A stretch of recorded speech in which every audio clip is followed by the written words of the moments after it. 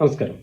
പുതിയൊരു വീഡിയോയിലേക്ക് സ്വാഗതം. ഇപ്പോൾ കുറച്ച് ദിവസമായിട്ട് ന്യൂസ് ചാനൽ തുറന്നു കഴിഞ്ഞാൽ, അതായത് ഇന്നലെ തൊട്ട് കൂടുതൽ ന്യൂസ് ചാനൽ തുറന്നു കഴിഞ്ഞാൽ ഒരേ ഒരു ക്യാപ്ഷൻ മാത്രം: അതിജീവിതയ്ക്ക് ഒപ്പം.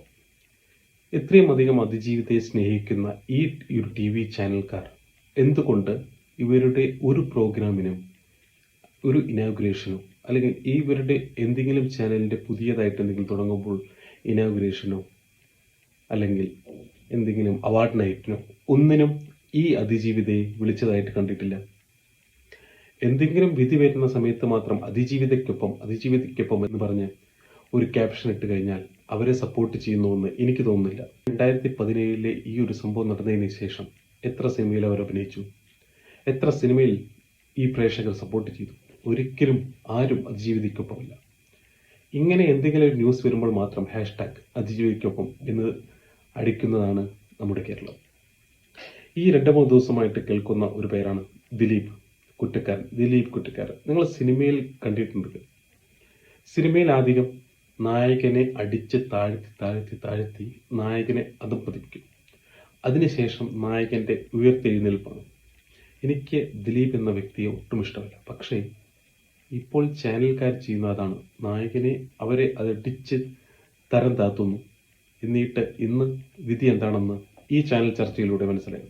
ദിലീപ് കുറ്റക്കാരനല്ല എന്ന് തെളിഞ്ഞ് ഇന്ന് പുറത്തു വരാനുള്ള സാധ്യതയുണ്ട് എന്നാണ് എനിക്ക് തോന്നുന്നത്.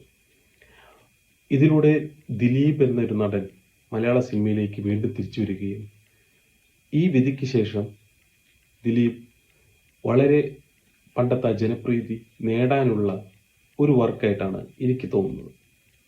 ഇനി അഥവാ അല്ലെങ്കിൽ ഈ ഒരു നടൻ്റെ അധപതനം ഇതോടുകൂടി സംഭവിക്കുന്നതായിരുന്നു. ഈ അതിജീവിതയ്ക്കൊപ്പം എന്ന് പറയുമ്പോഴും ദിലീപ് എന്ന ഒരു നടനെ പറ്റി പറയുമ്പോഴും ഇതിനെല്ലാം പിന്നിൽ സപ്പോർട്ടായി നിന്ന ഒരു വ്യക്തിയുണ്ട്.